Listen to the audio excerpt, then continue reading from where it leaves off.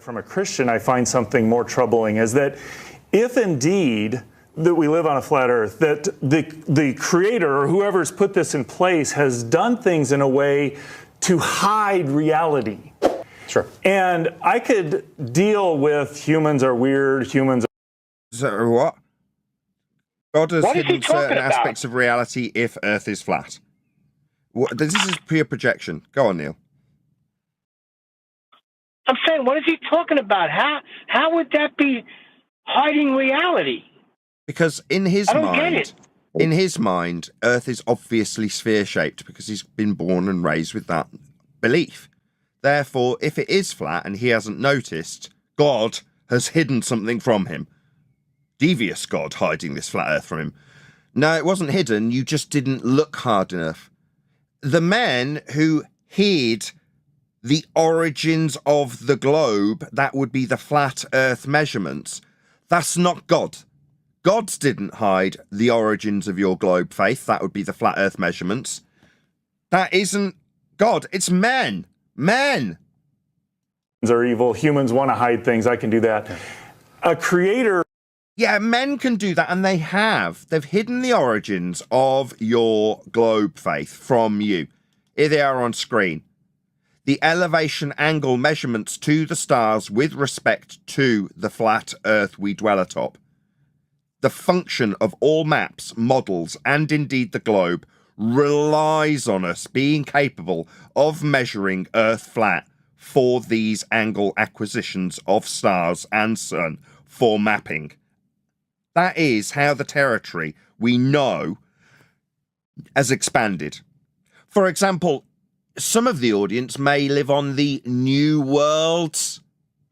Why would we call them New Worlds, you ask? Oh, well, because they didn't exist to certain parts of the culture that we have in the Western world currently until they were discovered as we traversed the world flat and utilised angle measurements to the stars to expand that known flat territory.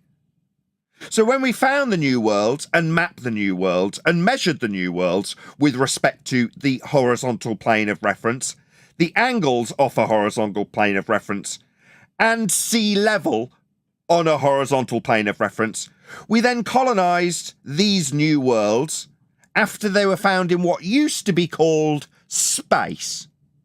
So to summarise, we found New Worlds in space, and now some of you live on them.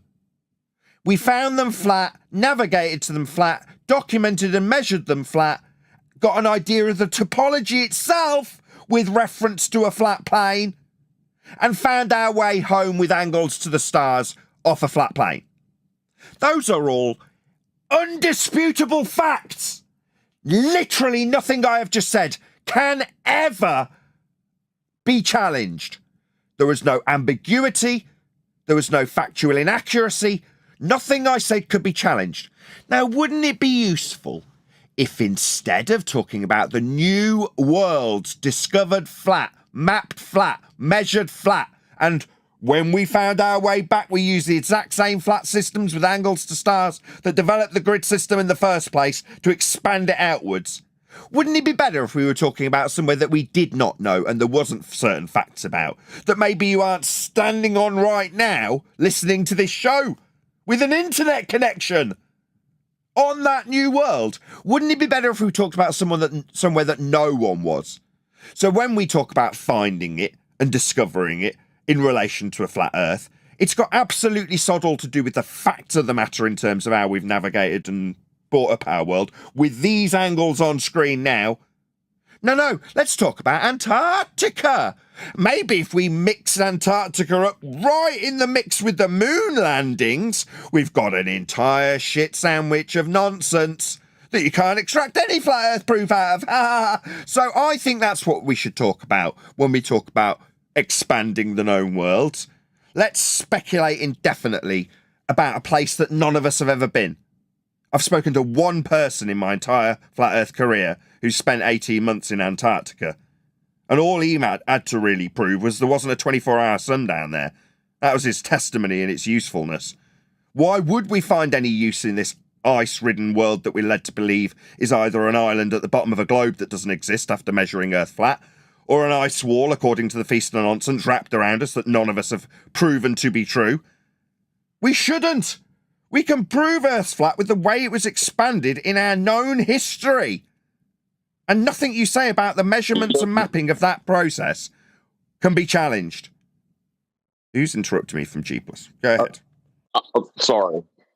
I just, when you were talking about Antarctica and a 24-hour sun, you have to put a fact into an if statement to get an affirming of the consequent with it. Because really what you're asking is, if the elevation angle of the sun stays above the horizon for an entire 24-hour period, it must be a globe? Elevation angle above the horizon? What? Exactly. Every claim that they will use to infer an axis of rotation for Earth to be spinning to give us a 24-hour sun will require a horizontal plane of reference to describe the axis from. If you're going to describe an angle of elevation with respect to the horizon, remaining perpetually above it, then you're describing a flat angle measurement to the sun. There's no getting around it. Everything we do and detail with respect to our ground is flat in terms of how it's measured. There's no ambiguity.